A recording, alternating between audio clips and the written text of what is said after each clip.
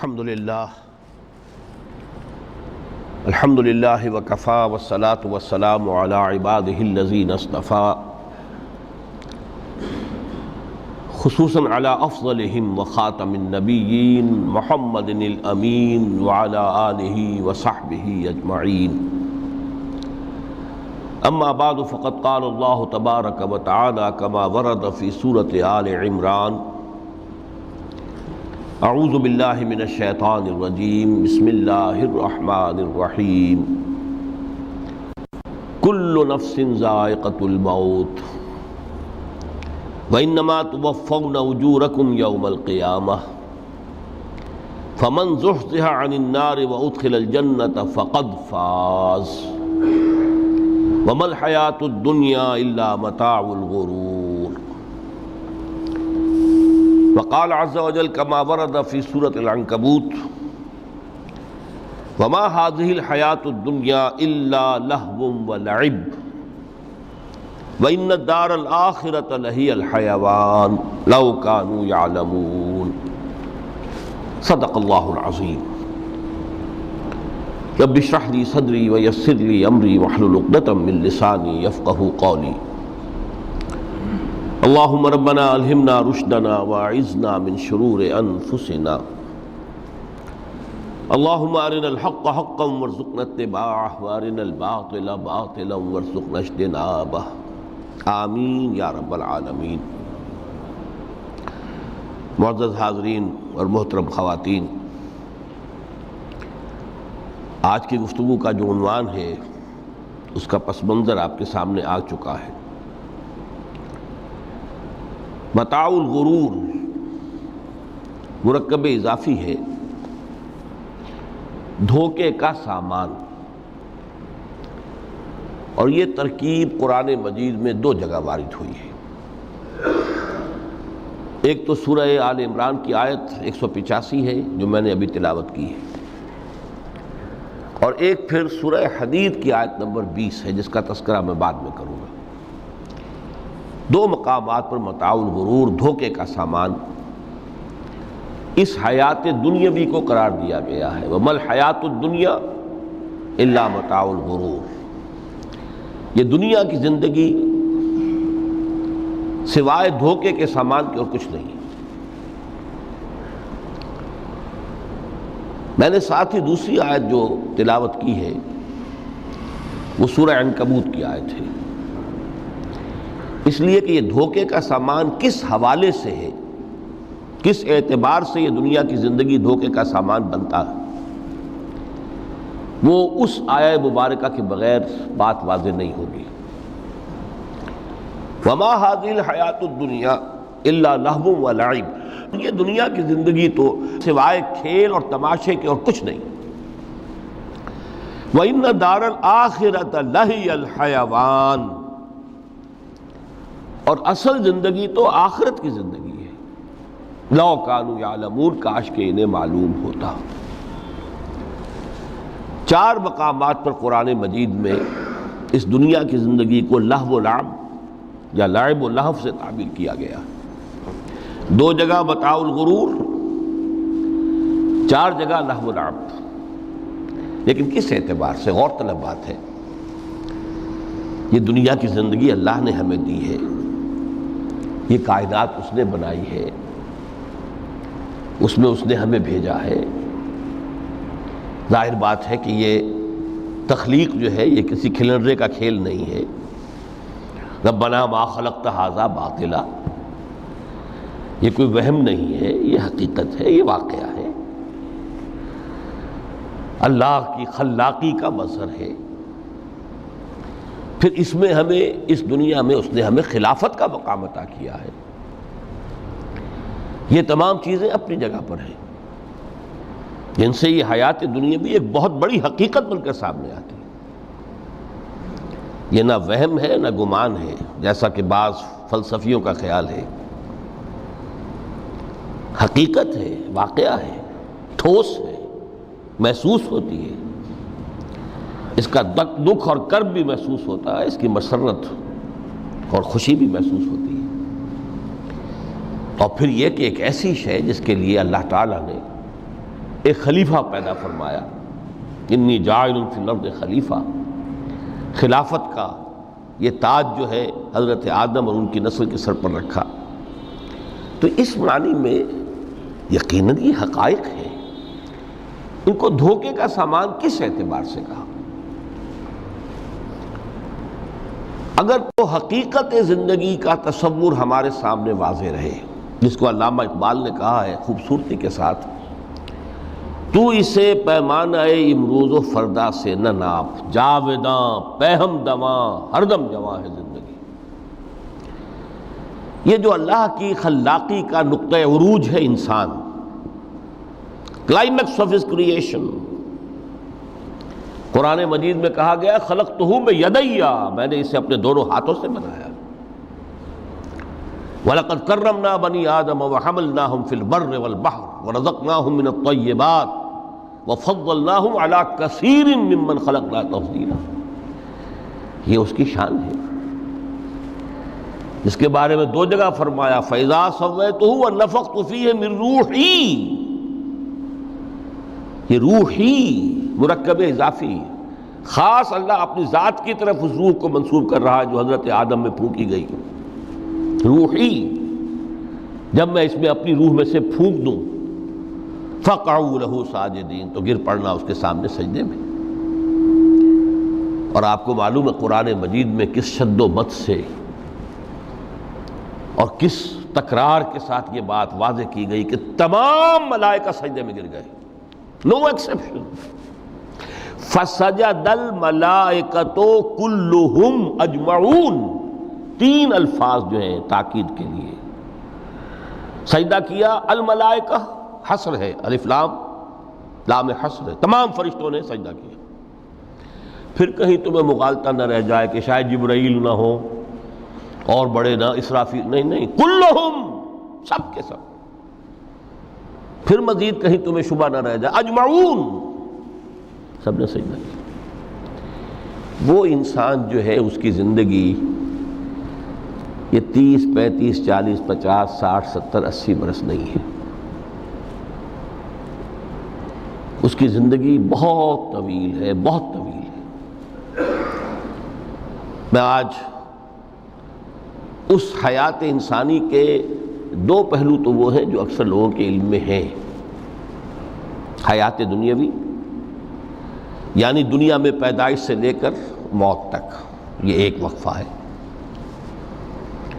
پھر یہ کہ اس کے بعد حیات اخروی ہے جس کا آغاز ہو جائے گا عالم برزخ سے، پھر بعث بعد الموت ہے، پھر حیات اخروی، یہ سب جانتے ہیں۔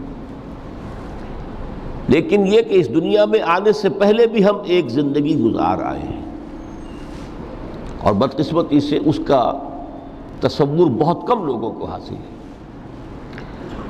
اور عہد حاضر کے جو ریشنلسٹ قسم کے اقلیت زدہ میں کہتا ہوں انہیں، یا اقلیت گزیدہ، اقلیت سے ڈسے ہوئے لوگ، وہ ان چیزوں سے اباع کرتے ہیں، دور بھاگتے ہیں۔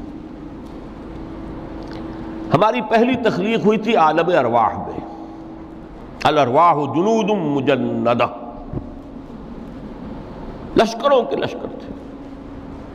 آدم سے لے کر آخری انسان جو دنیا میں پیدا ہوگا قیامت تک، سب کی ارواح عالم ارواح میں پیدا کر دی گئی۔ وہاں عہد لیا گیا الست بربکم قالوا بلا، کیا میں تمہارا رب نہیں ہوں، مالک نہیں ہوں؟ ہم سب نے عہد کیا تھا، کیوں نہیں؟ شہیدنا، ہم گواہ ہیں، یہ عہد الست۔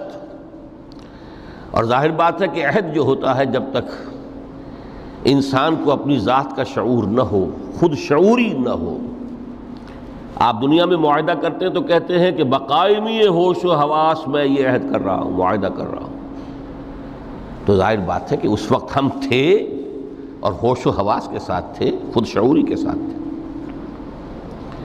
لیکن صرف ارواح تھی، جسد نہیں تھے۔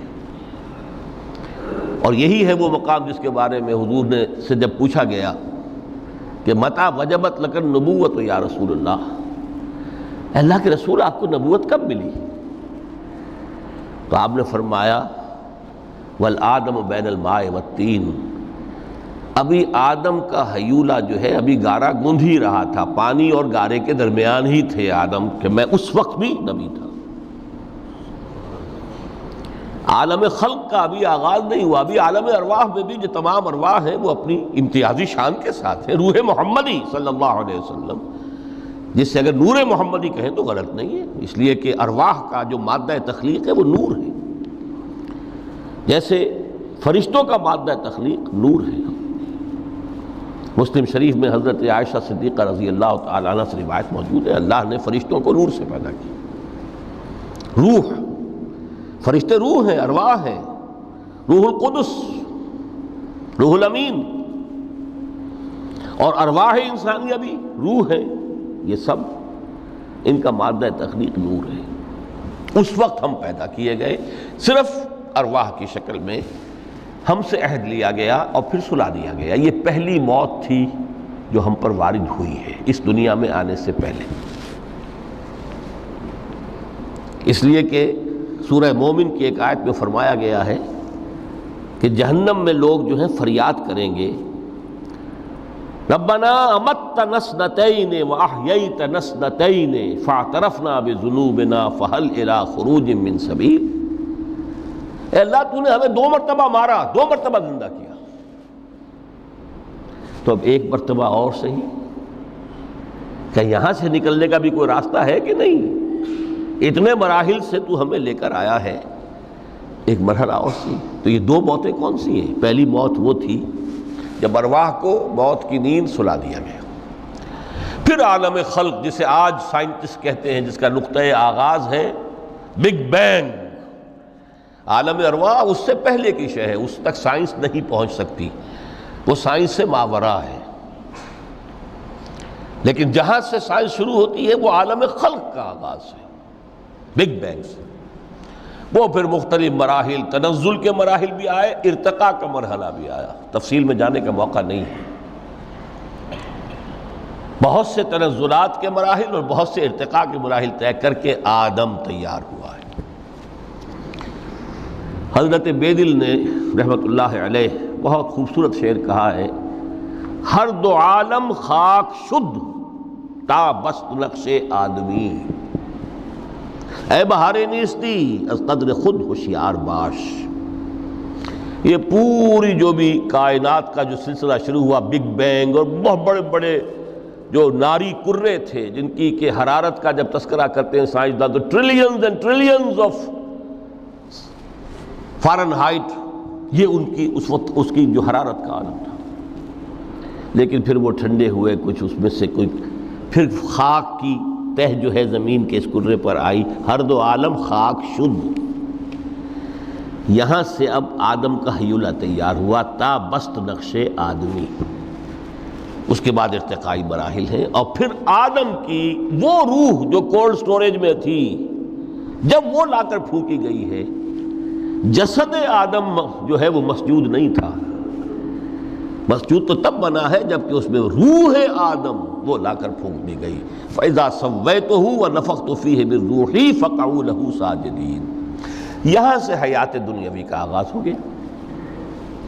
پھر وہ سلسلہ تناسل ہے، آدم اور حوا کی نسل میں سے ہر بچہ 4 ماہ کے بعد جب اس کا ایک حیولہ رحم مادر میں تیار ہو جاتا ہے، حدیث ہے متفق علیہ عبداللہ ابن مسعود سے رضی اللہ تعالی عنہ، اور جس کے اندر آغاز میں وہ کہتے ہیں کہ حضور نے ہمیں یہ بتایا، وَهُوَ الصادق المصدوق، دیکھنا تم کہیں شک میں نہ پڑ جانا، محمد کون ہے؟ الصادق المصدوق، جو سچے ہیں، جن کی سچائی کی اللہ گواہی دیتا ہے،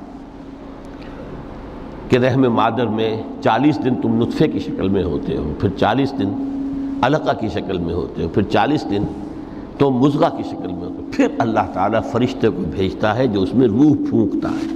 وہی عمل جو آدم کے جسد حیولہ کے ساتھ ہوا تھا، ہر ابن آدم اور بنت آدم کے لیے وہی عمل ہے کہ جو رحم مادر میں 4 مہینے کے بعد دہرایا جاتا ہے۔ یہاں سے حیات دنیاوی شروع ہوئی، پھر موت، یہ دوسری موت ہے۔ اب پہلی موت تو وہ تھی، لیکن دوسری موت یہاں سیپریشن ہو جائے گی۔ جو زمین سے آیا تھا تخلیقی مادہ وہ جسم میں گیا، جسم زمین میں گیا، گل سڑ کر ختم ہوا۔ جو وہاں سے روح آئی تھی وہ اس زمینی وجود کا جو لب لباب ہے، جان نفس، اس کو لے کر اپنے ساتھ، اور وہ جائے گی عالم بالا کو۔ پھر یہ ایک وقفہ ہے، پھر بعث بعد الموت ہے۔ تو احیاء بھی دو ہو گئے، ایک مرتبہ پہلی موت کے بعد زندہ کیا اس عالم میں، آنکھ کھلی اس عالم میں ہماری، یہ پہلا احیاء تھا۔ کیف تکفرون باللہ وکنتم امواتا فاحیاکم ثم یمیتکم ثم یحییکم ثم الیہ ترجعون۔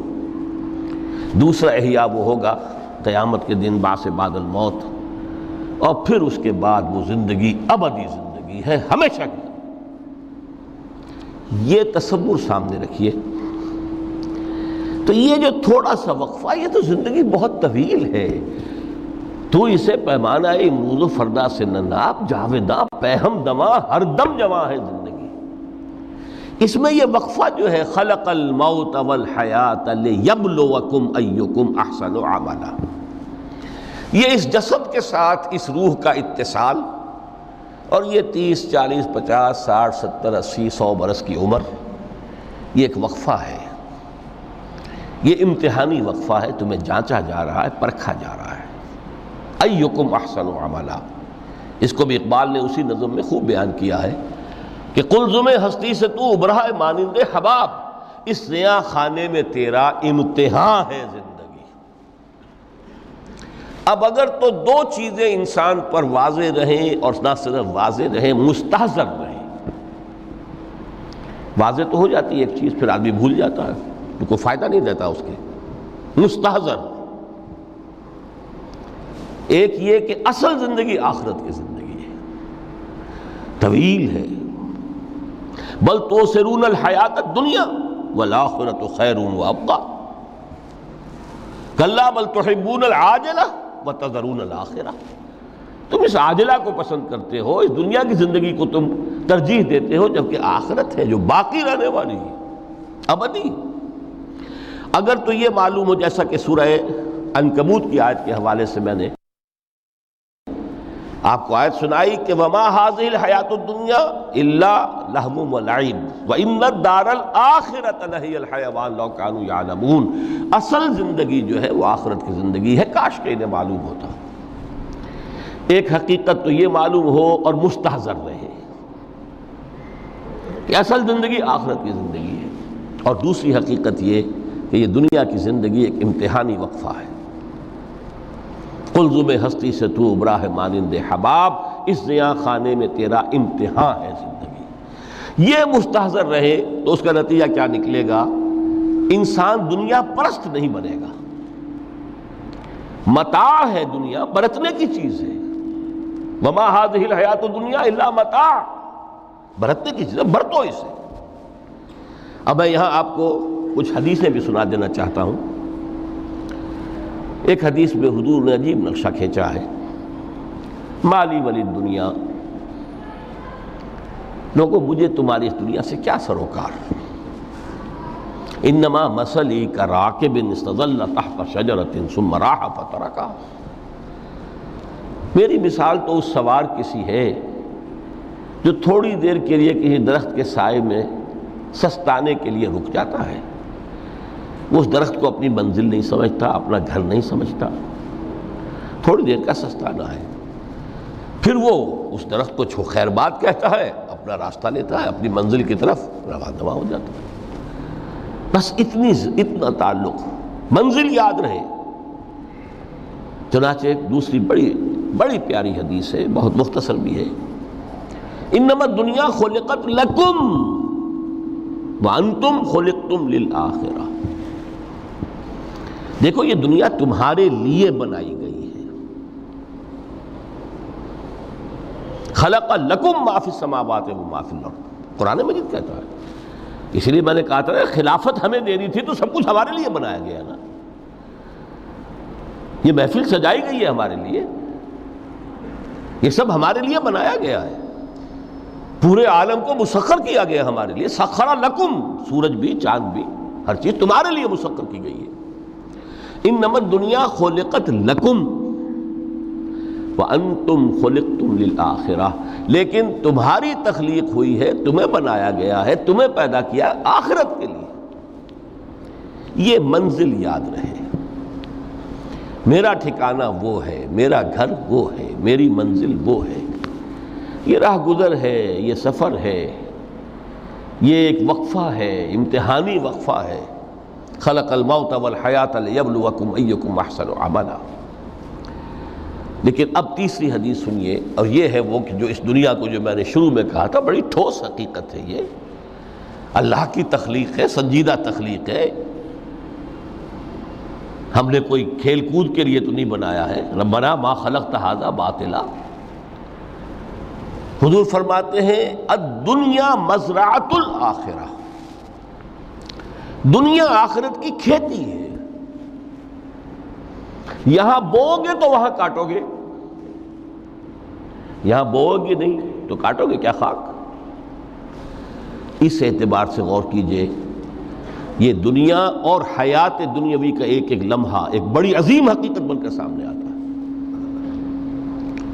ہماری حیات دنیاوی کا ایک ایک لمحہ ابدی ہے پوٹینشلی، کیوں کہ اس میں جو کچھ ہم کما رہے ہیں اس کے نتائج ابدی زندگی پر پھیلے ہوئے ملیں گے۔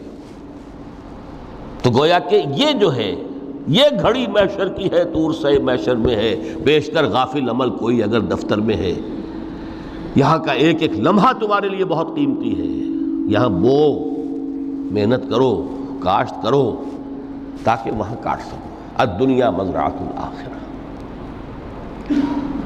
اب دیکھیے یہ جو انداز ہے قرآن کا، وَمَا الْحَيَاةُ الدُّنْيَا إِلَّا مَتَاعُ الْغُرُورِ، جو ہماری گفتگو کا آج عنوان ہے، اس کے دو نتیجے نکلتے ہیں عملاً۔ ایک نتیجہ جو صحیح ہے، جو قرآن نکالنا چاہتا ہے، جس کی طرف اسلام رہنمائی کرتا ہے، ایک ہے بالکل منفی نتیجہ جس کی اسلام نفی کرتا ہے۔ وہ منفی نتیجہ کیا ہے؟ دنیا دھوکے کی ٹٹی ہے، چھوڑو گھر گھرستی کو، دفع کرو، رب سے لو لگانی ہے، یہ شادی کر کے اور گھر گھرستی کا کھکیڑ مول لینا، کہاں ایک پیٹ کا پالنا، کہاں 10 پیٹ لگ جائے پیچھے، اسی میں آدمی جو ہے گم ہو کر رہ جاتا ہے۔ لہذا گھر گھرستی کو چھوڑو، تجرد کی زندگی گزارو۔ پھر یہ تمدن ہر جگہ شر ہے، برائی ہے، دھوکہ ہے، فریب ہے، جھوٹ ہے، دفع ہو جاؤ، جاؤ کہیں پہاڑوں کی چوٹیوں پر، کہیں غاروں میں، گپھاؤں میں، کہیں جنگلوں میں دھونی روا۔ یہ ہے اس کا ایک منطقی نتیجہ جو نکلا ہے دنیا میں، اور تقریباً تمام مذاہب عالم میں نکلا ہے۔ رہبانیت جس کی جس شد و بد کے ساتھ نفی کی ہے محمد رسول اللہ صلی اللہ علیہ وسلم، لا رہبانیت فی الاسلام، اسلام میں کوئی رہبانیت نہیں، نفی ہے، مکمل نفی، لا رہبانیت فی الاسلام۔ فرمایا کہ النکاح من سنتی، یہ میری سنت ہے، میرا طریقہ ہے، گھر گھرستی کی زندگی اختیار کرنا یہ میری سنت ہے۔ 3 صحابہ پر کچھ اسی طرح کا غلبہ ہو گیا تھا۔ صحابہ میں ہر طرح کے لوگ تھے، ان میں وہ لوگ بھی تھے کہ جو بڑے ریشنلسٹ تھے، عقل کے حوالے سے بات سمجھنے والے۔ حضرت عمر کو ہم کہہ سکتے ہیں کہ سر خیل تھے ان کی رضی اللہ تعالیٰ عنہ۔ کچھ درویش منش لوگ بھی تھے، کچھ پر یہ تقویٰ کا اور درویشی کا بہت زیادہ غلبہ ہو گیا تھا، مغلوب الحال ہم انہیں کہہ سکتے ہیں۔ حضرت عبداللہ ابن عمرو بن العاص رضی اللہ تعالیٰ عنہما، ایک عجیب سائملٹینیس کنٹراسٹ ہے باپ اور بیٹے میں۔ عمرو بن العاص بہت بڑے سیاستدان، مدبر، عرب نے چوٹی کے جو 3 سیاستدان پیدا کیے ان میں سے ایک عمرو بن العاص ہے، واریر، کانکرر، سیاستدان۔ لیکن عبداللہ ابن عمرو بن العاص بالکل درویش، روزانہ روزہ ساری رات کھڑے ہیں، نہ بیوی سے کوئی سروکار، نہ کسی سے کوئی سروکار۔ حضور کو اطلاع ملی، بلا لیا، جواب طلبی ہو گئی، یا عبداللہ اولم اخبر، انک تصوم الدہر وتقوم اللیل، اے عبداللہ مجھے یہ خبر دی گئی ہے تم ساری رات کھڑے رہتے ہو، روزانہ روزہ رکھتے ہو۔ کیا کہتے ہیں؟ جی حضور ایسا تو ہے۔ لا تفعل، مت کرو ہرگز۔ فإن لنفسك عليك حقا وإن لزوجك عليك حقا وإن لزورك عليك حقا، دیکھو تم پر تمہارے اس جسم کا اور نفس کا بھی حق ہے، اسے آرام بھی دو، اس کی ضروریات بھی پوری کرو، اس کی دیکھ بھال بھی کرو، یہ بھی تمہارے پاس امانت ہے اللہ کی۔ پھر تم پر تمہاری بیوی کا حق ہے۔ کسی صحابی نے دیکھا تھا حضرت عبداللہ ابن عمرو بن العاص کی بیوی کو کہ وہ بالکل جیسے کہ میلی کچیلی حالت میں تھی۔ پوچھا ہی کیا حال بنا رکھا؟ ان کا کہ آپ کے دوست کو تو کوئی غرض ہے ہی نہیں سرے سے۔ ظاہر بات ہے کہ مسلمان بیوی اور کس کے لیے وہ سنگھار کرے گی جب شوہر ہی کو کوئی دلچسپی نہ ہو، اس سے غرض ہی نہ ہو۔ لا تفعل،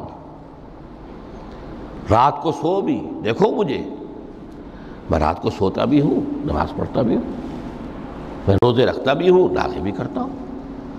دیکھو زیادہ سے زیادہ ہفتے میں دو دن روزے رکھ لیا کرو کہ حضور مجھے اور تھوڑی سی اجازت، اچھا ایک دن ناغا ایک دن روزہ، صوم داؤد، اس سے آگے کی اجازت نہیں۔ اسی طرح 3 حضرات سلاس رہطن آتا ہے حدیث میں، بخاری شریف کی روایت ہے، ان پر بھی کوئی ایسا ہی غلبہ ہوا رہبانیت کا اور ترک دنیا کا۔ انہوں نے آ کے ازواج مطہرات سے معلوم کیا آپ کتنی رات نماز پڑھتے ہیں، کتنا دو سوتے ہیں، مہینے میں کتنے آپ روزے رکھتے ہیں نفلی۔ انہوں نے کوئی وہاں تو کھلی کتاب تھی سیرت محمد صلی اللہ علیہ وسلم، جو کچھ تھی حقیقت بیان کر۔ اب دیکھیے ایک عجیب ذہنیت، انہوں نے دیکھا کہ یہ تو کم ہے، ان کے اندازے کے اعتبار سے تو بہت کم ہے، لیکن یہ کہ اپنے آپ کو ذرا تسلی، حضور کی تو کوئی ضرورت نہیں ہے، آپ تو معصوم ہیں، آپ کیسے گناہ نہیں ہوا، کوئی خطا نہیں ہوئی، آپ کے لیے تو یہ اتنی عبادت ہمارے لیے تو کافی نہیں ہے، ہم تو گناہ گار ہیں۔ ایک نے عہد کیا کہ میں کبھی نہیں سوؤں گا، رات بھر کھڑا رہوں گا۔ دوسرے نے کہا کبھی ناغا نہیں کروں گا، ہر روز روزہ رکھوں گا۔ تیسرے نے کہا میں شادی بیاہ کے کھکیڑ میں پڑوں گا نہیں۔ حضور کو اطلاع مل گئی، طلب فرمایا، ڈانٹا آپ نے، آپ لوگوں نے یہ کہا ہے؟ جی ہاں ہم نے کہا تو ہے۔ واللہ، خدا کی قسم میں تم میں سب سے بڑھ کر متقی ہوں، لیکن میں رات کو سوتا بھی ہوں اور نماز بھی پڑھتا ہوں، روزے رکھتا بھی ہوں، ناغے بھی کرتا ہوں، میری گھر گرستی کی زندگی ہے، میری بیویاں ہیں۔ من رغب عن سنتی فلیس منی، یہ ٹکڑا جو جوڑ دیا جاتا ہے نکاح کے خطبے میں اس حدیث کے ٹکڑے کے ساتھ، یہ 2 علیحدہ حدیث ہے بالکل، النکاح من سنتی، اور یہ ٹکڑا اس طویل حدیث کا ہے، من رغب عن سنتی فلیس منی، جو میری سنت کو پسند نہیں کرتا پھر اس کا مجھ سے کوئی تعلق نہیں۔ یہ تو میں نے احادیث کے حوالے سے آپ کو وہ جو منفی طرز عمل، گریز، دنیا سے تعلق منقطع کرنا، پسپائی، گریز، فرار، اور اس کا نتیجہ کیا نکلتا ہے کہ دنیا پھر شریروں کے لیے رہ گئی، کھیلیں کودیں عیش کریں۔ جو سلیم الفطرت نیک لوگ تھے وہ تو گئے، لہذا ان کو اب کوئی روک ٹوک کرنے والا ہی نہیں، کوئی پوچھنے تاشنے والا نہیں، ظالم جو چاہے ظلم کرے اور جس طرح چاہے شریر جو ہے شرارتیں کرے۔ قرآن مجید میں سورہ حدید اس اعتبار سے نہایت عظیم صورت ہے، نہایت عظیم صورت ہے کہ وہاں یہ آیت بھی بہت ہی شاندار انداز میں آئی ہے، متاع الغرور والی، خاصی طویل آیت بن کر آئی ہے، اور جیسا کہ میں نے عرض کیا 4 جگہ تو حیات دنیاوی کو کہا گیا ہے صرف لہو و لعب یا لعب و لہو،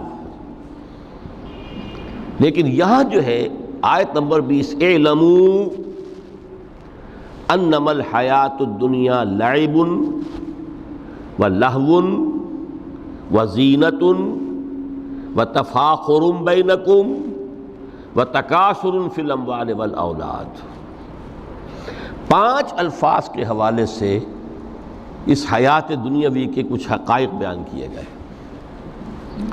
عام طور پر سرسری طور پر لوگ گزر گئے ہیں۔ محاورتاً جب بھی آتا ہے معاملہ لہو و لعب، لعب و لہو، وہ تو 4 جگہ ہے، یہاں 3 الفاظ مزید آئے ہیں، اور ترکیب کیا؟ پہلے لعب ہے پھر لہو ہے۔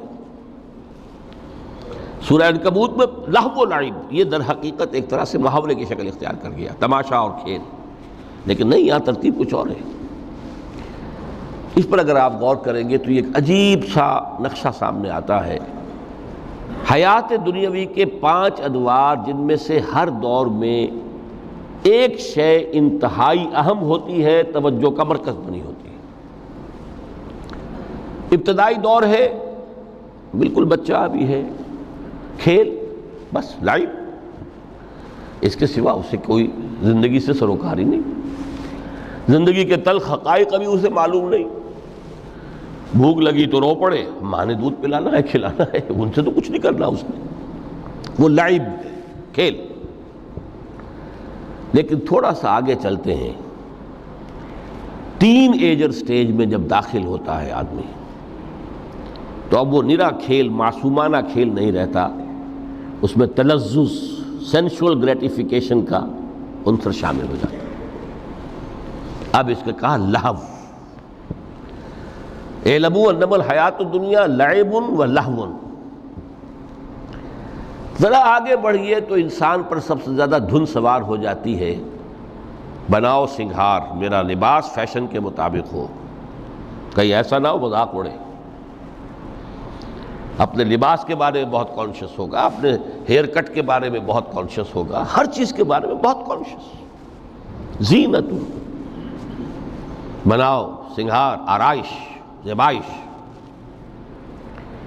اس سے ذرا آگے گئے، تکاثر فی الاموال والاولاد، تفاخر بینکم۔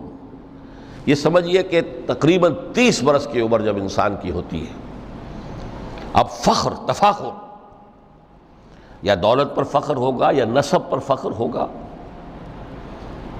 یا اپنی کسی سیاسی حیثیت پر فخر ہوگا، اپنی چودراہٹ پر فخر ہوگا۔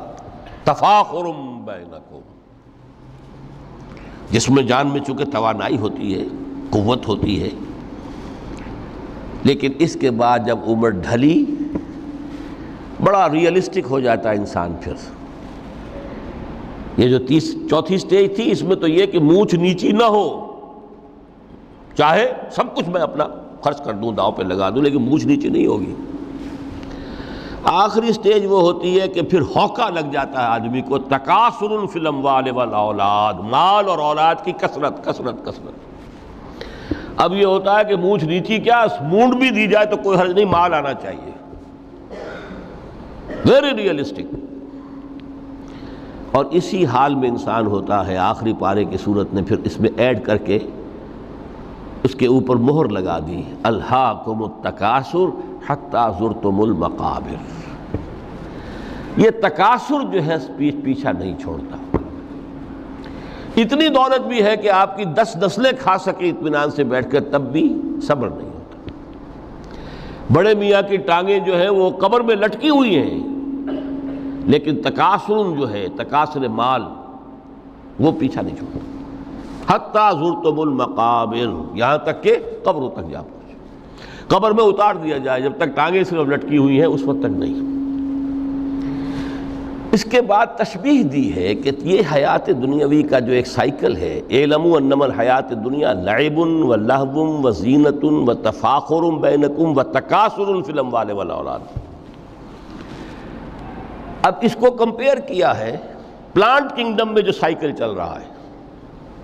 یہ ہمارا سائیکل ہے 60-70 برس کا، بچہ پیدا ہوا، خوشیاں منائی گئیں، پھر وہ لڑکپن سے، پھر ٹین ایجر سٹیج سے، پھر جوانی ہے، پھر ادھیڑ عمر ہے، اور پھر بڑھاپا ہے، اور پھر قبر میں اتارا جانا ہے۔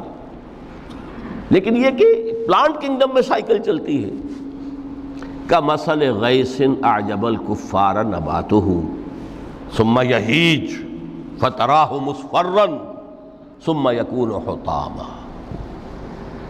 یہ 4 سٹیج ہیں۔ جیسے بارش برستی ہے تو سبزہ نمودار ہوتا ہے، اور کاشتکار کو بڑا اچھا لگتا ہے، اس نے بیج بویا تھا، اس نے محنت کی تھی، اس نے ہل چلایا تھا، اعجب الکفار نباتہ، اس کو بہت اچھا لگتا ہے، دل باغ باغ ہو جاتا ہے۔ جیسے آپ کے ہاں بیٹا ہوا پوتا ہوا خوشیاں مناتے ہیں آپ. کمثل غیث اعجب الکفار نباتہ ثم یہیج، پھر وہ فصل اپنی پوری قوت کو پہنچتی، فصل لہرا رہی ہے.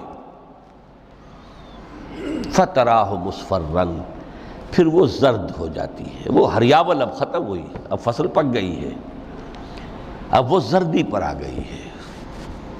ثم یکون حطاما، پھر وقت آتا ہے اگر وہ خضرو گھاس ہے تو پھر وہ چورا چورا ہو کر پھر وہ مٹی میں مل جاتی ہے، اور اگر فصل ہے تو کھیتی کٹ گئی، اس کے بعد کیا رہ گیا وہاں؟ وہ چورا ہی رہ جاتا ہے باقی.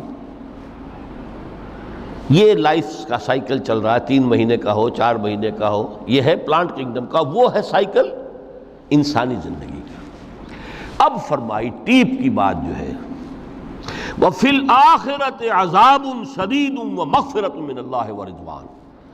دیکھو دنیا کی زندگی تو ان سٹیجز سے ہو کر گزر ہی جانی ہے. جو پیدا ہوا ہے اس پر بڑھاپا بھی آئے گا، موت بھی آئے گی. کل نفس ذائقۃ الموت، جو سورہ آل عمران کی 185ویں آیت کا پہلا جملہ تھا. ہر انسان کو جو پیدا ہوا موت آنی ہے. اب یہ ہے کہ وہ کہیں آپ نے محل میں گزار لی زندگی، کسی کٹیا میں گزار لی زندگی، کسی کی فٹ پاتھ پر گزر گئی زندگی. زندگی گزر جاتی ہے، گزرتی ہے، اور ان 5 سٹیجز میں سے ہو کر گزرتی ہے. آپ گندی گلیوں میں بچوں کو کھیلتے ہوئے دیکھتے ہیں، وہ بھی کھیل رہے ہوتے ہیں. نالیوں کے پانی کے اندر کھیل رہے ہوتے ہیں، ان کا بھی کھیل ہے. گندے جوہڑ میں کھیل رہے ہوتے ہیں. وہ تو ہے زندگی کی وہ سٹیج جو ہے کھیل کی ہے. کسی کے پاس بڑے قیمتی کھلونے ہیں، ان سے کھیل رہا ہے، کوئی اس طرح گلی ڈنڈا کھیل رہا ہے یا کچھ اور کھیل رہا ہے. لیکن وہ 5 سٹیجز تو آئیں گی. اعلموا انما الحیات الدنیا لعب ولہو وزینۃ وتفاخر بینکم وتکاثر فی الاموال والاولاد کمثل غیث اعجب الکفار نباتہ ثم یہیج فتراہ مصفرا ثم یکون حطاما وفی الآخرۃ عذاب شدید ومغفرۃ من اللہ ورضوان. آخرت میں جا کر یہ بائیفرکیشن ہو جانی ہے، یا تو شدید عذاب اور یا اللہ کی مغفرت اور رضا. Now the choice is yours، اما شاکرا و اما کفورا. فیصلہ اب تم خود کر لو. وما الحیات الدنیا الا متاع الغرور. یہاں بھی آخری الفاظ وہ ہے کہ دنیا کی زندگی دھوکے کے سوا کچھ نہیں. کیوں؟ اگر تو دنیا کی زندگی میں گم ہو گئے، جیسے کہ اقبال نے کہا ہے کہ کافر کی یہ پہچان کے آفاق میں گم ہے، اور مومن کی یہ پہچان کہ گم اس میں ہے آفاق. دنیا میں رہو، طالب دنیا نہ بنو، طالب عقبہ، طالب آخرہ. دنیا میں رہو، برتو، استعمال کرو، تمہارے لیے پیدا کیا گیا بھائی، برتو. متاع ہے، برتنے کی شے ہے. ہاں حلال اور حرام کی پابندیاں سامنے رکھو، باقی برتو. مطلوب یہ نہ ہو، مقصود یہ نہ ہو، مطلوب آخرہ ہو. انما الدنیا خلقت لکم وانتم خلقتم للآخرہ.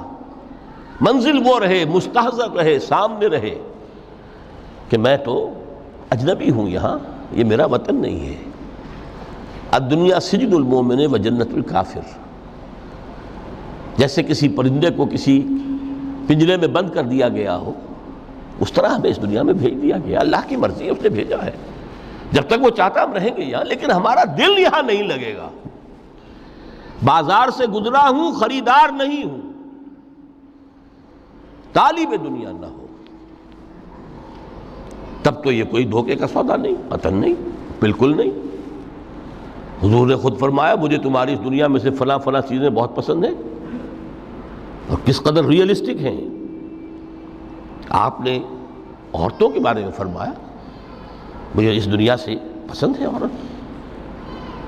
کوئی تصنع اور کوئی بھی تکلف اور کوئی خلاف فطرت بات نہیں کی محمد رسول اللہ صلی اللہ علیہ وسلم. آنکھوں کی ٹھنڈک میری نماز میں ہے، مجھے خوشبو پسند ہے. عورت کی طرف بھی آپ کا رجحان تھا. قرآن مجید میں آتا ہے نا، اے نبی اب کوئی اور نکاح آپ نہیں کریں گے. وَلَوْ أَعْجَبَتْكَ حُسْنُهُنَّ، چاہے ان کا حسن جو ہے وہ آپ کو اچھا لگے، اب اجازت نہیں ہے مزید، بس فل سٹاپ. جتنے نکاح ہو چکے. تو یہ دنیا کو حضور نے صلی اللہ علیہ وسلم دنیا پر سوار رہو، دنیا کو اپنے اوپر سوار نہ ہونے دو. بس بات صرف یہ ہے. کافر کی یہ پہچان کہ آفاق میں گم ہے۔ اسی لیے سورہ کہف کا ایک مرکزی مضمون ہے، پہلے رکوع میں بات آتی ہے اِنَّا جَعَلْنَا مَا عَلَى الْأَرْضِ زِینَةً لَهَا لِنَبْلُوَهُمْ أَيُّهُمْ أَحْسَنُ عَمَلًا۔ ہم نے اس دنیا پر جو کچھ ہے، یہ اسکائی اسکریپرز بن گئے ہمارے زمانے میں، اور یہ شاندار بلڈنگز ہیں، اور یہ کچھ ہے، ہم نے زینت اور زیبائش اور آرائش بنا دیا ہے تاکہ آزمائیں۔ انہی کے حسن کے شکار ہو جاتے ہو اور ان کے پرستار بن کر رہ جاتے ہو۔ رخ روشن کے آگے شمع رکھ کر وہ یہ کہتے ہیں، ادھر جاتا ہے دیکھیں یا ادھر پروانہ آتا ہے، پھر بھی اللہ ہی کے عاشق بنے رہو، اللہ ہی سے محبت کرو تو کامیاب ہو گئے، دنیا کو برتو۔ اگر دنیا یہ عروس ہزار داماد جو ہے، اگر کہیں یہ محبوبہ بن گئی تو گئے، ختم۔ اچھا دیکھیے اس سورہ حدید میں اب یہ دنیا کی حقیقت کو اس طرح بیان کر کے دو نتیجے جو اس سے نکلتے ہیں ان کو علیحدہ علیحدہ بیان کر دیا۔ ایک نتیجہ جو میں بیان کر چکا، رہبانیت، ترک دنیا، اس کی نفی کرتے ہوئے فرمایا وَلَقَدْ أَرْسَلْنَا نُوحًا وَإِبْرَاهِيمَ وَجَعَلْنَا فِي ذُرِّيَّتِهِمَا النُّبُوَّةَ وَالْكِتَابَ فَمِنْهُمْ مُهْتَدٍ وَكَثِيرٌ مِّنْهُمْ فَاسِقُونَ ثم قفينا على آثارهم برسلنا وقفينا بعيسى ابن مريم وآتيناه الإنجيل وجعلنا في قلوب الذين اتبعوه رأفة ورحمة ورهبانية ابتدعوها ما كتبناها عليهم۔ اصل مضمون یہ تھا جس کے لیے تمہید اتنی لمبی باندھی، ہم نے نوح کو بھیجا، ابراہیم کو بھیجا، ان کی اولاد میں ہی نبوت اور کتاب رکھ دی، پھر ان کے نقش قدم پر ہم نے اٹھایا عیسیٰ ابن مریم کو، انہیں انجیل دی، اور جو لوگ ان پر ایمان لائے ان کے دلوں میں رحمت اور رافت کے جذبات پیدا کر دیے، انسانی ہمدردی۔ حضرت عیسیٰ کا جو اپنا مزاج تھا، ظاہر بات ہے کہ آپ کے حواریین اور آپ پر ایمان لانے والوں میں اسی کا ایک عکس پیدا ہونا تھا، لہذا وہ ایک خاص کیفیت، لیکن فرمایا ایک شے کو انہوں نے بدعت کے طور پر ایجاد کر لیا، وَرَهْبَانِيَّةً ابْتَدَعُوهَا مَا كَتَبْنَاهَا عَلَيْهِمْ، رہبانیت کی انہوں نے بدعت ایجاد کر لی، یہ انہوں نے کی ہے، ہم نے یہ ان پر فرض نہیں کی تھی۔ یہ ہے وہ منفی نتیجہ، گریز، خانقاہوں میں جا کر بیٹھ جاؤ، موناسٹسزم، تجرد کی زندگی گزارو، نتیجہ اس کا کیا نکلتا ہے کہ بظاہر راہب اور راہبائیں رہ رہی ہیں اور رہ رہے ہیں، اور اندر جو حرام کاری کے بازار چل رہے ہیں، اور تہخانوں کے اندر حرامی بچوں کی قبروں کے قبرستان بنے ہوئے۔ ہسٹری آف کرسچین موناسٹسزم پر کتابیں پڑھ لیجئے، خود انہوں نے اپنے سارے جو ہیں بخیے ادھیڑ کر خود رکھ دیے۔ یہ رہبانیت، یہ اسلام کا راستہ نہیں ہے۔ احادیث کے حوالے سے میں آپ کے سامنے پہلے بیان کر چکا ہوں، میں بعد میں تھوڑا سا عرض کروں گا کہ ہمارے ہاں بھی یہ رسم کیوں آئی اور کیسے آئی۔ الحمدللہ اس درجے میں نہیں آئی جس درجے میں کہ کرسچینٹی میں آئی ہے، الحمدللہ ثم الحمدللہ، لیکن کسی درجے میں اگر آئی ہے تو کیوں آئی ہے یہ میں بعد میں عرض کروں گا۔ لیکن اس کا مل حیات الدنیا الا متاع الغرور کا دوسرا نتیجہ کیا ہے؟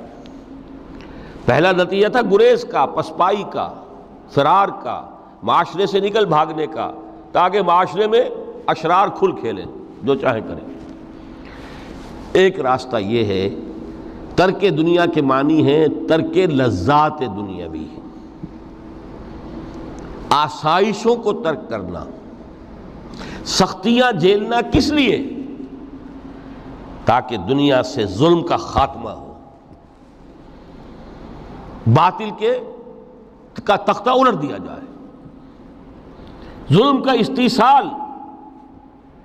ظاہر بات ہے ظالم آسانی سے ظلم نہیں چھوڑے گا، ایکسپلائٹر واضح و نصیحت سے اپنے ایکسپلائٹیشن سے باز نہیں آئے گا۔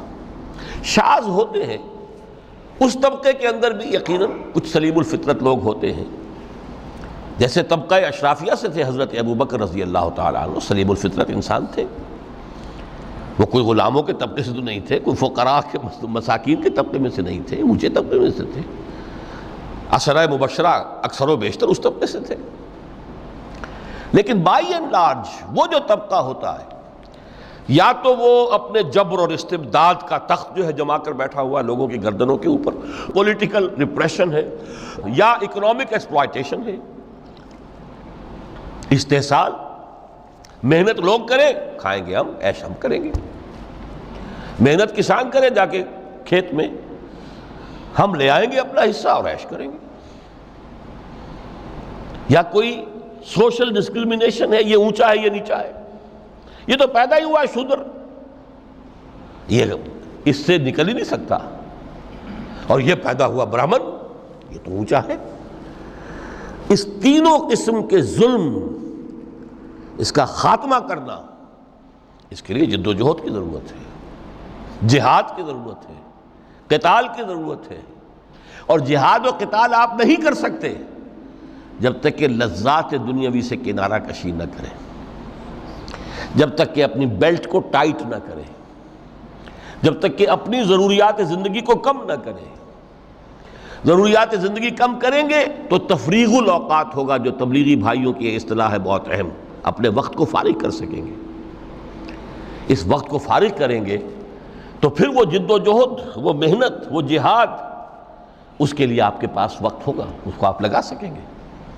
پھر اس میں جب سخت سے سخت منزلیں آئیں گی تو اس میں میدان میں مقابلہ بھی ہوگا، جان کی بازی بھی کھیلنی پڑے گی، اس میں قید و بند کا وقت بھی آ سکتا ہے۔ 3 برس تک اگر محمد عربی صلی اللہ علیہ وسلم پورے خاندان بنی ہاشم کے ساتھ بدترین اسیری سمجھ لیجئے شیب بنی ہاشم میں جو رہیں، یہاں تو اسیروں کو آپ راشن تو دیتے ہیں، کھانا تو دیتے ہیں، وہاں تو اصل جو ہے وہ تو دونوں طرف سے گھاٹی کا منہ بند کر دیا گیا تھا، سیل تھی کہ کوئی شے جو ہے وہ جانے نہ پائے اندر۔ 3 برس، جس میں کہ وہ وقت بھی آیا ہے کہ سوکھے ہوئے چمڑے ابال ابال کر اس کا پانی جو ہے بلکتے ہوئے بچے، پھول جیسے بچے بنی ہاشم، ان کے حلق میں ٹپکایا گیا ہے، اور کچھ نہیں۔ کچھ تھے لوگ، حکیم بن حزام جیسے رضی اللہ تعالیٰ عنہ، وہ بعد میں ایمان بھی لے آئے۔ حضرت خدیجہ رضی اللہ تعالیٰ عنہ کے چونکہ وہ قریبی رشتہ دار تھے، وہ پہاڑ کو کراس کر کے چوٹی پر سے اتر کر کچھ کبھی کبھی کھانے پینے کی چیز پہنچا دیتے تھے۔ یہ سارے مراحل آئیں گے۔ یہ جو ہے یہ مثبت ہے، ترک دنیا وہ نہیں۔ ترک دنیا سے مراد دنیا کی لذتوں سے، دنیا کی آسائشوں سے، ان سے آدمی اپنے آپ کو پیچھے ہٹائے، ان کو چھوڑے، ان کو ترک کرے، تاکہ اپنا وقت، اپنا مال، اپنی صلاحیتیں صرف کر سکے۔ کس کام کے لیے؟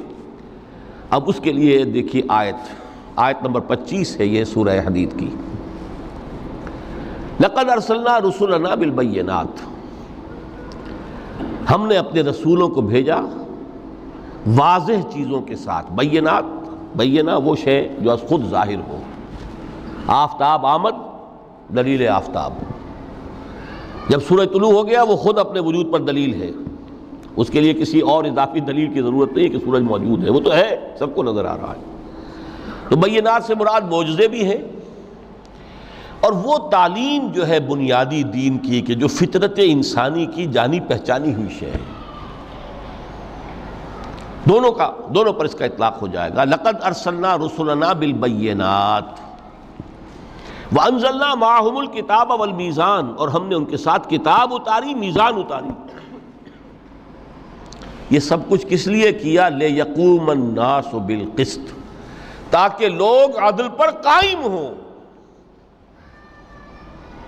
یہ ہے سول آبجیکٹو۔ یہ نہیں بس ہماری کتاب پڑھ لیا کرے، ختم قرآن ہو گیا، اللہ اللہ دعا مانگ لی، چھٹی۔ قائم کرو اس کو، وہ میزان عدل نصب کرو، ہر ایک کو وہی تل کر ملے جو اس کا حق ہے، اور ہر ایک سے وہ لیا جائے کہ جو اس کے ذمہ واجب ہے۔ اگر یہ نہیں تو بابا پھر سب کہانیاں ہیں، شریعت اور دین اور نماز اور روزہ اور حج، کوئی حیثیت ان کی نہیں۔ اچھی طرح سن لیجئے میری بات، قرآن مجید میں کہلوایا گیا حضور سے، قل یا اہل الکتاب لستم علی شیء حتی تقیموا التوراۃ والانجیل وما انزل الیکم من ربکم۔ اے نبی ان سے کہہ دیجئے، اے کتاب والو تمہاری کوئی حیثیت ہی نہیں، ہماری نگاہوں میں تمہارا کوئی مقام ہی نہیں جب تک کہ تم قائم نہیں کرتے تورات کو اور انجیل کو اور جو کچھ کے نازل کیا گیا تمہاری طرف تمہارے رب کی طرف سے. قائم کرو، پھر آؤ ہم سے بات کرو، ہم سے دعا کرو، ورنہ دفع ہو جاؤ. Nothing doing. They don't care for you. لستم على شيء حتى تقيموا التوراة والإنجيل وما أنزل إليكم من ربكم. اب قانون خداوندی تو بدلتا نہیں ہے، نہ فرام پرسن ٹو پرسن، نہ فرام نیشن ٹو نیشن، نہ فرام امہ ٹو امہ، اٹل ہے. وَلَن تَجِدَ لِسُنَّتِ اللَّهِ تَبْدِيلًا وَلَن تَجِدَ لِسُنَّتِ اللَّهِ تَحْوِيلًا. سنت اللہ تو ایک ہے. اب اس آیت کو ذرا پڑھیے. قُلْ يَا أَهْلَ الْقُرْآنِ لَسْتُمْ عَلَىٰ شَيْءٍ حَتَّىٰ تُقِيمُوا الْقُرْآنَ وَمَا أُنزِلَ إِلَيْكُم مِّن رَّبِّكُم. کہہ دو اے محمد کہ اے قرآن والو تمہاری کوئی حیثیت نہیں ہے ہمارے سامنے جب تک کہ تم قرآن کو قائم نہیں کرو. پڑھ لو اور اس کے قرات کے مقابلے منعقد کرا لو اور سونے کے تاروں سے اسے لکھ لو اور اس کو جو چاہو کر لو، کوئی حیثیت نہیں. قائم کرو اس قرآن کو، اس کے نظام کو، اس کے قانون کو، جو حضرت ابوبکر نے فرمایا تھا. پہلا خطبہ جو دیا ہے آپ نے بیعت خلافت کے بعد، تم میں ہر قوی میرے نزدیک ضعیف ہوگا جب تک کہ اس سے حق وصول نہ کر لوں، اور ہر ضعیف قوی ہوگا جب تک کہ اسے اس کا حق دلا نہ دوں. سورہ شورى میں حضور سے کہلوایا گیا قل وَأُمِرْتُ لِأَعْدِلَ بَيْنَكُمْ، مجھے یہ حکم ہوا ہے کہ میں تمہارے مابین عدل قائم کروں. میں واعظ بن کر نہیں آیا، میں بدھ مت کے بھکشو بنانے کے لیے نہیں آیا تمہیں. ہاں انقلابی عمل میں ایک مرحلہ آتا ہے، بدھ مت کے بھکشو بننا پڑتا ہے کچھ عرصے کے لیے، تیاری کا مرحلہ، وہ میں ابھی بعد میں ذرا بیان کر دوں گا. لیکن مستقل نہیں ہے یہ بدھ مت کے بھکشو. یہ بدماش جس طرح چاہیں کھل کھیلیں، ظالم جس طرح چاہیں لوگوں پر ظلم کرتے رہیں، تشدد اور جبر کا جس طرح سے چاہے معاملہ کریں، استحصالی نظام جس طرح ہوتا ہے چلتا رہے. شاہ ولی اللہ دہلوی رحمۃ اللہ علیہ کے الفاظ میں انسانوں کی عظیم اکثریت ڈھور ڈنگر بن جائے، صبح سے لے کے شام تک کمر توڑ دینے والی مشقت کے بعد بمشکل 2 وقت کی روٹی ملتی ہو، اس کا کبھی خیال اسے اللہ کا آئے گا؟ کبھی اللہ سے لو لگا سکے گا؟ دنیا نے تیری یاد سے بیگانہ کر دیا تو اس سے بھی دل فریب ہے غم روزگار کے. اس لیے حضور نے فرمایا کاد الفقر ان یکون کفرا، یہ فقر جو ہے یہ تو انسان کو کفر تک پہنچا دیتا ہے. عدل قائم کرو. تو دیکھیے یہ آیت انتہائی گمبھیر آیت ہے قرآن مجید کی سورہ حدید کی. جس طرح وہ آیت متاع الغرور والی جس شان کے ساتھ سورہ حدید میں آئی ہے، اعلموا انما الحیات الدنیا لعب ولہو وزینۃ وتفاخر بینکم وتکاثر فی الاموال والاولاد کمثل غیث اعجب الکفار نباتہ ثم یہیج فتراہ مصفرا ثم یکون حطاما وفی الآخرۃ عذاب شدید ومغفرۃ من اللہ ورضوان وما الحیات الدنیا الا متاع الغرور. لیکن اس کا نتیجہ کیا نکلنا چاہیے؟ لقد ارسلنا رسلنا بالبینات وانزلنا معهم الکتاب والمیزان لیقوم الناس بالقسط. Now prepare for the shock. میرے نزدیک، میرے علم کی حد تک شاید دنیا کی کوئی انقلابی کتاب نہ ہو جس نے اس قدر عریاں طور پر کھل کر یہ کہا ہو کہ ظالموں کی سرکوبی کرو، کچلو ان کے سر. وانزلنا الحدید، ہم نے لوہا بھی اتارا ہے. ایک وقت آتا ہے ظلم نہیں ختم ہوتا جب تک کہ لوہے کی طاقت ہاتھ میں نہ آئے. انزلنا الحدید، ہم نے صرف کتاب ہی نہیں اتاری ہے، لوہا بھی اتارا ہے. فیہ باس شدید، اس میں جنگ کی صلاحیت ہے. ومنافع للناس، لوگوں کے لیے کچھ اور منفعتیں بھی ہیں. کوئی توا پرات چمٹا یہ بھی بنا لو، ٹھیک ہے، لیکن اصلاً یہ اسلحہ کے لیے. وانزلنا الحدید، اسی تو سورہ حدید کا نام حدید ہے. فیہ باس شدید ومنافع للناس ولیعلم اللہ من ینصرہ ورسلہ بالغیب.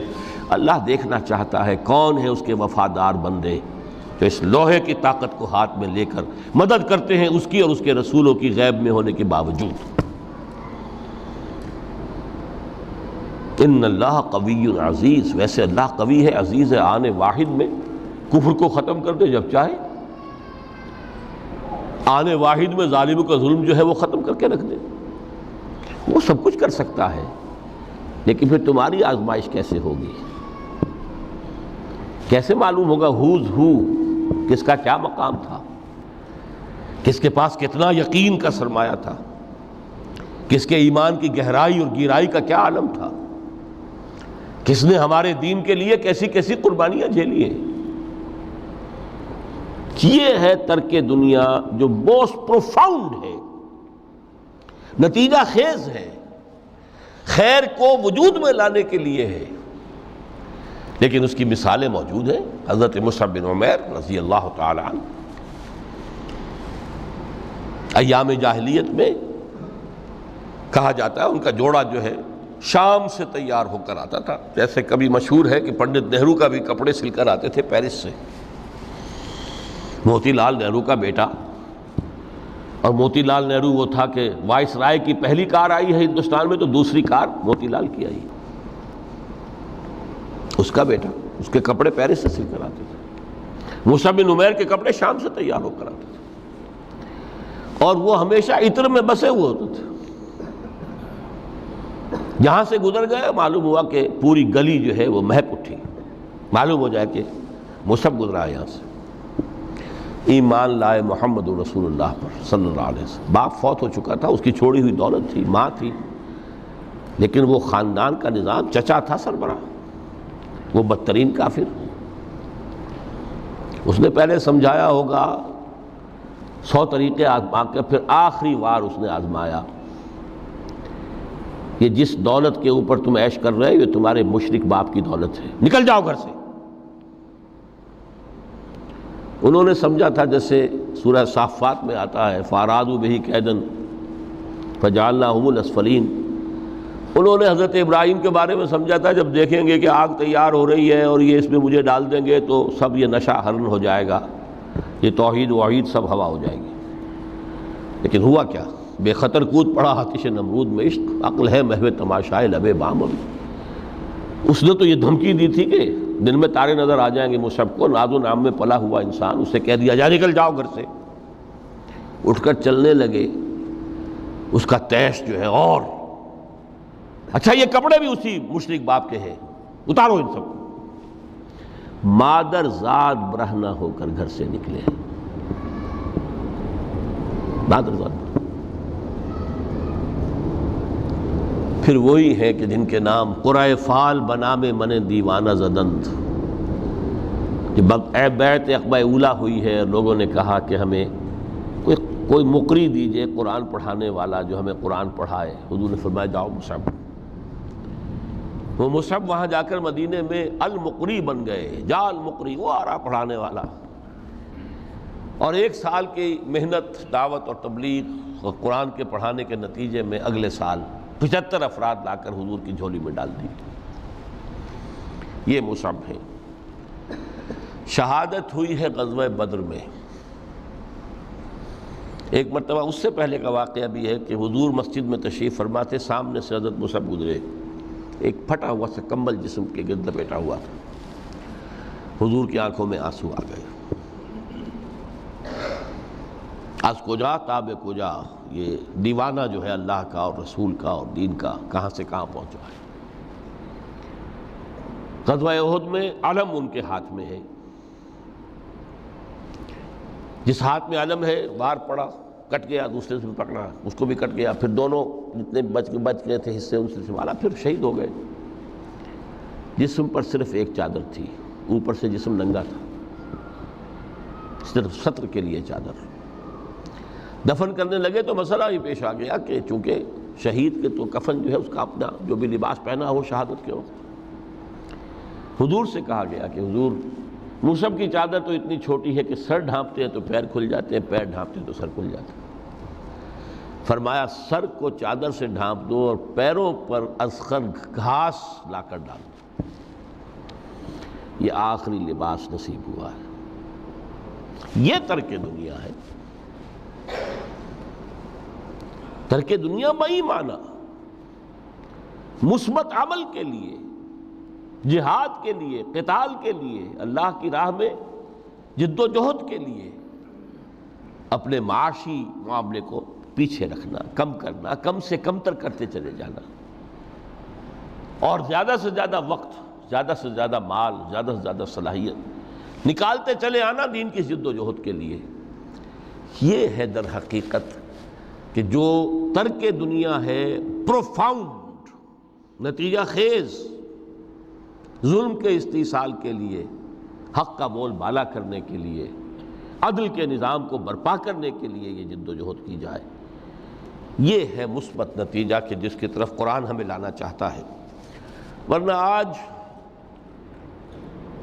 اقبال نے جو کہا کہ اسی قرآن میں ہے اب ترک جہاں کی تعلیم، جس نے مومن کو بنایا مہو پرویں کا امیر۔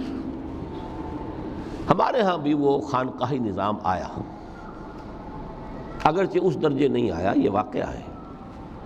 کرسچن منسٹسزم نے جس طرح کی شکلیں اختیار کی تھیں وہ ہمارے یہاں نہیں آیا، اللہ کا فضل ہے، اللہ کا شکر ہے، لیکن آیا ضرور ہے۔ وہ چیزیں مراقبے ہیں، ذکر ہیں، اشغال ہیں، پھر یہ کہ اس کے لیے یہ لطائف ہیں، جہاں حضور نے نہیں سکھایا کہ 5 لطائف ہیں، 6 لطائف ہیں، ہر ایک کی کوئی روشنی علیحدہ ہے، کوئی نیلی ہے، کوئی پیلی ہے، ٹھیک ہے، ہوگی، میں یہ نہیں کہتا کہ نہیں ہے۔ آکلٹ سائنسز کی اپنی ایک حقیقت ہے، لیکن ہمیں اس سے روک دیا گیا۔ یہ چیزیں ہمارے ہاں کیوں آئی ہیں؟ یہ ہے اصل میں کچھ لوگ جو اس پورے تصوف کے سلسلے کو کہہ دیتے ہیں کہ یہ ہے ہی خلاف اسلام اور یہ غلط ہے اور یہ بالکل ایک نیا دین ہے۔ نہیں، یہ بات نہیں، پوری ہمدردی کے ساتھ سمجھنا چاہیے کہ یہ کیوں آیا۔ دیکھیے، اصل جو سلوک محمدی تھا صلی اللہ علیہ وسلم، جو تصوف محمدی تھا، وہ تو یہ تھا جہاد، دعوت، جہاد، دین کا غلبہ، تن من دھن لگا دو۔ اسی میں ترک دنیا بھی آ گیا۔ اس لیے فرمایا لا رہبانیت فی الاسلام الا جہاد فی سبیل اللہ۔ اسلام کی رہبانیت یہی جہاد فی سبیل اللہ ہے۔ آخر لذتیں چھوڑنی پڑتی ہیں نا، گھروں کی آسائشیں چھوڑیں گے تبھی تو جائیں گے، میدان میں آئیں گے۔ اس حوالے سے جب خلافت راشدہ کا نظام ختم ہوا اور اب ایک ملوکیت کے دور کا آغاز ہو گیا، 3-4 اٹیمپٹس ہوئی ہیں اس کو ٹھیک کرنے کی۔ حضرت حسین ابن علی رضی اللہ تعالیٰ عنہ میدان میں آئے، شہید ہو گئے، دنیاوی اعتبار سے ناکام ہو گئے۔ عبداللہ ابن زبیر آئے رضی اللہ تعالیٰ عنہ، کچھ تھوڑی سی کامیابی ہوئی، سسٹین نہیں کر سکے، وہ بھی شہید کر دیے گئے۔ پھر حضرت زید آئے، پھر نفس زکیہ آئے، کوئی کوشش کامیاب نہیں ہوئی۔ اس نتیجے پر پہنچ گئے کہ یہ تو اب جو حکومت کی چھت ہے یہ تو ہے، اس کو تو اب ہم نہیں ہٹا سکتے۔ جب حکومت کو چھت کو نہیں ہٹا سکتے تو اب جہاد اور قتال کا راستہ تو بند ہو گیا ہے۔ تو مسلمان نا، کلمہ گو ہے، چاہے خود فاسق و فاجر بھی ہوں، لیکن نافذ تو شریعت کے احکام کر رہے ہیں۔ اس حوالے سے ہاتھ بند گئے۔ اس وقت پھر یہ ہے کہ جو تزکیہ نفس کے لیے یہ طریقے اختیار کیے گئے، شارٹ آف جہاد فی سبیل اللہ، شارٹ آف قتال فی سبیل اللہ۔ یوں سمجھیے کہ اگر کوئی درخت جو ہے یہاں پر آپ اس کو اگائیں تو چھت تک تو وہ جائے گا، لیکن چھت کے اوپر چھت کو پھاڑ تو نہیں سکتا نا، وہ پھر مڑ جائے گا۔ یہ ڈیفلیکشن ہوئی ہے ہمارے ہاں، جس سے کہ یہ خانقاہی نظام وجود میں آیا۔ کچھ خیر تو لوگوں کو سکھاتے رہو، کچھ تزکیہ نفس کی تعلیم تو دیتے رہو، اور ان میں پھر یہ ہے کہ مشرق اور مغرب سے آنے والے نظریات اور طریقے جو ہیں وہ بھی شامل ہو گئے۔ ہندوستانی جو تصوف کے مختلف یہاں پر معاملات تھے، اور ادھر سے یونانی اور نیو پلیٹونک وہ نظریات آ گئے۔ لیکن آج کا دور جو ہے وہ سمجھ لیجئے 2 اعتبارات سے بہت مختلف ہو چکا ہے۔ اب پھر ضرورت ہے سلوک محمدی کی صلی اللہ علیہ وسلم۔ کیوں؟ اگرچہ حکومت مسلمانوں کی ہے لیکن اسلامی قانون نافذ نہیں ہے۔ اس وقت یہ تھا کہ حکومت مسلمانوں کی تھی، اگرچہ وہ اس معنی میں آئیڈیل اسلامی حکومت نہیں تھی کہ امرہم شورا بینہم، مسلمانوں نے منتخب کیا ہوتا، نہیں، وہ ایک موروثی نظام چل پڑا، ایک قبیلے کی عصبیت جو ہے وہ اس کے پشت پناہ بن گئی، ایک نظام چل رہا ہے، لیکن قانون اسلام کا نافذ تھا، قاضی تھے، مفتی تھے، فیصلے وہی ہو رہے تھے۔ آج یہ کہ اگرچہ حکومت مسلمانوں کی ہے، قانون جو ہے قرآن کا نافذ نہیں ہے۔ اور نمبر دو، آج انسان کا جو سوشل کانشسنس ہے، اجتماعی شعور، وہ ترقی کر کے اس سطح تک پہنچ چکا ہے کہ ہر شہری کو حق حاصل ہے کہ نظام کو بدلنے کی کوشش کرے۔ پہلے یہ ہوتا تھا کہ آپ نظام کی اصلاح کرنے کے لیے کھڑے ہوئے تو سمجھتے تھے کہ یہ حکومت کو ختم کرنا چاہتے ہیں، یہ باغی ہے۔ حضرت حسین کو باغی کہا گیا رضی اللہ تعالیٰ عنہ۔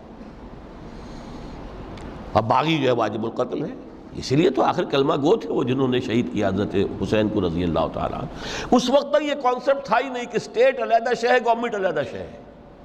وی are against the government, not against the state. آج تصور جو ہے بالکل کلیئر کٹ ہو گیا ہے، ہم وفادار ہیں ریاست پاکستان کے، حکومت پاکستان کے نہیں۔ حکومت پاکستان کو بدلنا ہمارا حق ہے، اور اس بدلنے کے دو طریقے ہیں، یا ایک انتخابات کا ذریعہ ہے یا پھر ایجیٹیشن کا ذریعہ ہے، بشرطے کہ agitation peaceful who,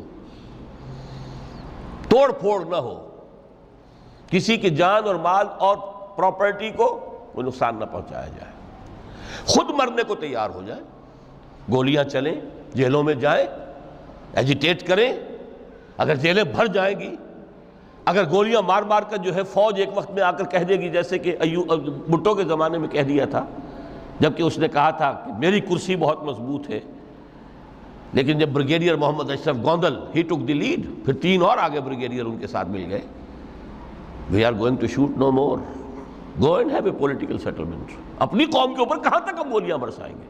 who are they? They are our kith and kin, we are not an occupation army. Jallianwala Bagh میں اگر 5000 مر گئے یا جتنے بھی مرے تھے، جنرل ڈائر کو کائے کا دکھ؟ وہ ہندو تھے یا مسلمان تھے یا سکھ تھے؟ ہندوستانی تھے۔ لیکن یہاں تو جن کو ہم مار رہے ہیں وہ کون ہیں؟ پاکستانی ہے۔ ہو سکتا ہے جو گولی چلا رہا ہے اسی کا کوئی بھانجا بھتیجا جو ہے اس موب کے اندر موجود ہے سامنے۔ یہ راستے دونوں اس وقت کھلے ہوئے ہیں۔ الیکشن کا پروسیس جو بھی لوگ سمجھتے ہیں کہ اس کے ذریعے سے یا سمجھتے رہے ہیں، آج تو میں سمجھتا ہوں کہ وقت آ چکا ہے کہ تقریباً اس پر کنسنسس ہو چکا ہے کہ الیکشن کے ذریعے سے نظام نہیں بدل سکتا۔ چہرے بدل جائیں گے، ہاتھ بدل جائیں گے، اس لیے کہ جو بھی پولیٹیکو سوشو اکنامک سسٹم ہے، بہتر سے بہتر الیکشن بھی ہوگا تو وہی ریفلیکٹ کرے گا۔ جاگیردار ہے تو 80% جاگیردار ہی بیٹھے ہوں گے آپ کی نیشنل اسمبلی میں، تو وہ زمینداری اور جاگیرداری جو ہے اس کو ختم ہونے دیں گے۔ ایجیٹیشن کا راستہ ہے، لیکن یہ کہ وہ ایجیٹیشن کرنے کے لیے پہلے میدان میں وہ لوگ آئیں جو اپنی ذات پر اپنے گھر میں دین نافذ کر چکے ہوں، اپنی معاش کو پاک کر چکے ہوں، اپنی معاشرت کو درست کر چکے ہوں۔ یہ دو کام اگر نہیں کیے تو بہتر ہے گھر میں بیٹھے رہیں، باہر نہ نکلیں، دین کا نام نہ لیں، وہ دین کو بدنام کریں گے۔ یہ مرحلہ طے کر لیں اور پھر ایک بنیان مرصوص بن کر، نہیں عن المنکر بالید۔ جب تک طاقت کافی نہیں ہے اس وقت تک دعوت ہے، تبلیغ ہے، خوش آمد ہے۔ وَلْتَكُن مِّنكُمْ أُمَّةٌ يَدْعُونَ إِلَى الْخَيْرِ وَيَأْمُرُونَ بِالْمَعْرُوفِ وَيَنْهَوْنَ عَنِ الْمُنكَرِ وَأُولَٰئِكَ هُمُ الْمُفْلِحُونَ۔ یہ سب زبان سے ہوگا، ہاتھ سے نہیں۔ جب طاقت کافی ہوگی تو اب ہاتھ سے ہو۔ اب ہم یہ کام نہیں چلنے دیں گے، اب یہ بینک نہیں چلیں گے، گھراؤ کریں گے، نہیں چلنے دیں گے۔ یہ اخبارات میں جو فحاشی کے سمجھیے کہ وہ رنگین صفحات نہیں نکلنے دیں گے، پکیٹنگ ہو جائے گی۔ کئی دن تک کراچی میں جنگ کا گھیراؤ کیا گیا تھا MQM کی طرف سے، اور صرف یہ بات تھی کہ ہماری خبریں صحیح شائع نہیں کر رہا ہے۔ جب نہیں نکلنے دیا گیا جنگ، اس کے بعد صورت یہ ہو گئی کہ الطاف صاحب کو چھینک بھی آتی تھی تو پہلے صفحے پہ لکھا ہوتا تھا۔ لیکن کریں نا، میدان میں آئیں نا لوگ، یہ ہے اصل میں وہ تصوف کہ جو اب بالکل سلوک محمدی صلی اللہ علیہ وسلم کا جو اصل سلوک تھا وہ تصوف تھا، وہ ترک دنیا، مالی ولی دنیا، انما مثلی کراکب استظل تحت شجرۃ ثم راح فترکھا، اس کے ضمن میں فرمایا گیا ہے سورہ توبہ کی میں آیت نمبر 24 آپ کو سنا، فرمایا قل ان کان آباؤکم وابناؤکم واخوانکم وازواجکم وعشیرتکم واموال اقترفتموها وتجارۃ تخشون کسادها ومساکن ترضونها احب الیکم من اللہ ورسولہ وجہاد فی سبیلہ فتربصوا حتی یاتی اللہ بامرہ واللہ لا یہدی القوم الفاسقین۔ اے نبی ان سے کہہ دیجئے لوگو، اگر تمہیں اپنے باپ اور اپنے بیٹے اور اپنے بھائی اور اپنی بیویاں یا بیویوں کے لیے شوہر اور اپنے رشتہ دار اور وہ مال جو تم نے بڑی محنت سے جمع کیے ہیں اور وہ کاروبار جن کی کساد کا تمہیں اندیشہ رہتا ہے کہیں مندہ نہ ہو جائے، اور وہ بلڈنگیں، وہ حویلیاں، وہ کوٹھیاں جو تمہیں بڑی پسند ہیں، بہت چاؤ سے بنائی ہیں، ڈیکوریٹ کی ہیں، ڈیکوریشن پیسز کہاں کہاں سے لا کر ڈرائنگ روم میں رکھے ہیں، اگر یہ 8 چیزیں محبوب تر ہیں اللہ سے اور اس کے رسول سے اور اس کی راہ میں جہاد سے، فتربصوا، تو جاؤ انتظار کرو، دفع ہو جاؤ، بیٹھو ادھر، حتی یاتی اللہ بامرہ، یہاں تک کہ اللہ اپنا فیصلہ سنا دے، واللہ لا یہدی القوم الفاسقین، اللہ ایسے فاسقوں کو ہدایت نہیں دیتا۔ یہ ہے ترک دنیا، یہ ساری محبتیں جو ہے جیسے علامہ اقبال نے کہا، یہ مال و دولت دنیا، یہ رشتہ و پیوند، بتان وہم و گما لا الہ الا اللہ۔ مال و دولت دنیا کی 3 چیزیں لے لی، وہ مال جو تم نے جمع کیے، ایسیٹس تمہارے، وہ کاروبار جن کا کہ تمہیں اندیشہ ہوتا ہے کہ کساد نہ ہو جائے، اور وہ تمہاری بلڈنگیں، حویلیاں جو تمہیں بڑی محبوب ہیں، مال و اسباب دنیا، اور رشتہ و پیوند 5 گنوا دیے، باپ، بیٹا، بھائی، زوج یا زوجہ اور رشتہ دار۔ اگر یہ محبوب تر ہے اللہ سے، اس کے رسول سے، اس کی راہ میں جہاد سے، تو جاؤ دفع ہو جاؤ، فتربصوا، گو اینڈ ویٹ، یہاں تک کہ اللہ اپنا فیصلہ سنا دے۔ اللہ ایسے یہ فاسق جو ہیں ان کو زبردستی ہدایت نہیں دیتا، اللہ کا قاعدہ ہی نہیں، ہدایت اس کو دیتا ہے جو طالب ہدایت ہو۔ تو متاع الغرور اس معنی میں کہ دنیا کی کوئی شے اور اس کی محبت ہمارے راستے میں بیڑی بن کر ہمارے پاؤں میں نہ پڑ جائے، اس راستے سے، دعوت دین اور اقامت دین کی جد و جہد سے، اگر یہ ہے تو یہ متاع الغرور ہے، دھوکہ ہے، فریب ہے۔ اگر یہ نہیں ہے، اس راستے پر آپ چل رہے ہیں، تو دنیا برتنے کی چیز ہے، استعمال کرو، دنیا ہی تو کھیتی ہے، یہی محنت کرو گے نا، اسی دنیا میں کوشش کرو گے، جہاد کرو گے، اسی دنیا میں دعوت اور تبلیغ کا کام کرو گے، یہی کھیتی ہے جس کی فصل تمہیں کاٹنی ہے جا کر قیامت میں۔ یہ دونوں پہلو ہمارے سامنے رہنے چاہیے۔ میں آپ حضرات کا بہت ممنون ہوں، آپ نے بہت توجہ سے میری باتوں کو سنا ہے۔ اللہ تعالیٰ جو کچھ کہا گیا ہے اس میں جو صحیح ہے، حق ہے، اس کے لیے دلوں کو کھولے، صرف ذہنوں کو نہیں، دلوں کو کھول دیں، اس لیے کہ دل کھلیں گے تو کوئی تبدیلی آئے گی۔ مولانا منظور نعمانی صاحب نے ایک دفعہ لکھا تھا بڑا پیارا جملہ کہ اصل تبدیلی دل کی تبدیلی ہوتی ہے۔ دماغ تو کرائے کا وکیل ہے، دلیلیں فراہم کر دیتا ہے، دل نے ادھر کا فیصلہ کیا، دماغ نے اسی کے لیے دلیلیں دے دی، دل ادھر جانا چاہتا ہے، دماغ اس کے لیے دلیلیں دے دے گا۔ وکیل وہی ہے، مدعی نے کر لیا تو اس کے حق میں دلائل کے انبار ہیں، اور اگر اسی مقدمے میں کہیں مدعا علیہ نے اس وکیل کو کر لیا ہوتا تو اس کے حق میں دلائل۔ تو اللہ تعالیٰ دلوں کو کھولے اور اس متاع الغرور کے پھندوں سے ہمیں نکل کر اصل محبت اللہ سے اور اس کی راہ میں جہاد سے، اور اصل مطلوب و مقصود زندگی آخرت کی، اس کی ہمیں توفیق عطا فرمائے۔ اقول قولی ھذا واستغفر اللہ لی ولکم ولسائر المسلمین والمسلمات۔